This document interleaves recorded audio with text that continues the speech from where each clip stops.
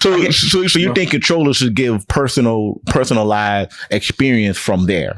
Yeah, definitely. I'm not too much on the touchpad. It does work in some games where you need it, but then it's getting a little bit too much of, because you got to move your hand a certain way to move your thumb. I know they're adding a touch pad and back pedal now.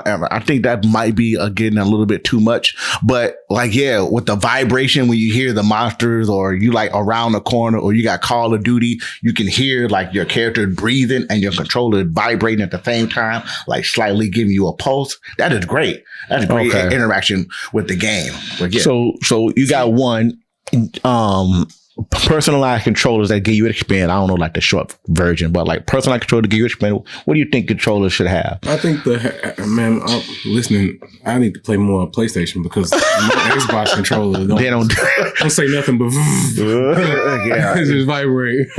But probably haptic feedback, like giving feedback. Recoil from gunshots, vibrations. Car vibrations or any type of clicks, stepping on glass and the controller move a little bit, knickknacks to immerse you, like you said. And then I think the best functionality that any controller could have would be like the Nintendo Switch or Wii functionality to beat the motion.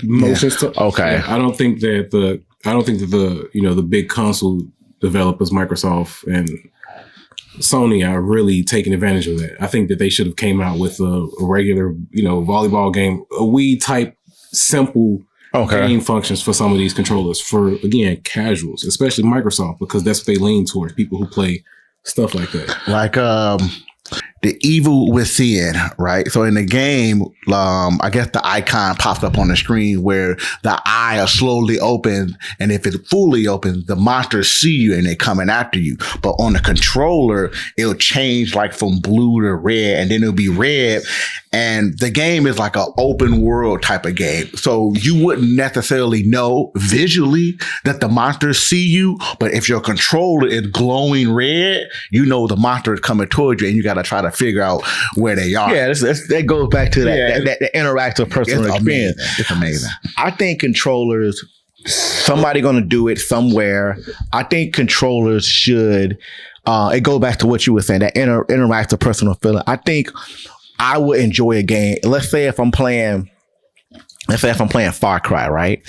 Or Far Cry, I'm running around and somebody runs up to me. I think controllers, this will be like a mind-blowing experience for me. I'm running around, let's say I turn a corner and somebody like grabs my arm and they like hold me, like, and they trying to pull my arm down. The controller weights get heavier on that right side. Oh, that would be dope. Oh yeah, that would be dope. Like damn, like hold on, like whoa, slow down. I think that would be something, but I don't know how that would be done, but I think it'll be a balancing device in it. I think that will be amazing. Or if that's nice. Right, I'm playing a Call of Duty and I'm shooting, right? And you know how sometimes the barrel get hotter and hotter? Yeah. I think when this barrel started to get hot, the controller started to get hot. I don't think you have the facilities for that, big man.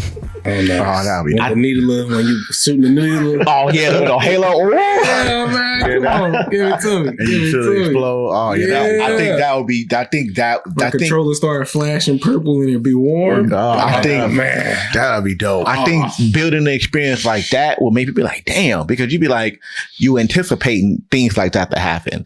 Or yeah, I think we'll get there. Because if they're doing the heating and cooling, we'll get there. Because they have the force feedback. I remember when the trigger pulse came out, and that was like really cool when you're holding it too long and it pushes back. Even when you're playing something like Forza and you're burning out, it kind of like ripples back on you. I think controllers like that are really cool. But hands down, best controller, Super Nintendo and the first PS1. Yeah. Okay. My favorite was going to be Xbox 360, but I mean, best controller. I mean, of course, analog is there for the game, but as far as those handheld, like that first PlayStation, because you can put your finger around it. I ain't trying to go too much detail, but yeah, that. And to piggyback off what you said about the weights, right? Like the balancing. That's what I was saying about the motion. Because like I remember when I was young and you would see, especially like ladies, when you would see girls playing video games, they playing a race car game or they don't really know how to play games and they're driving into a lot of this. You always think that doesn't do anything. Like, you should just hold the controller. I think that they should have controllers where you're driving the game and you feel give it to your auntie and on Thanksgiving she can do this and it's going to steer the car because it works because they don't need to learn to use 47 buttons. Because that's the force feedback and steering wheel. So if they're able to put that in controllers, I think that would be a different experience.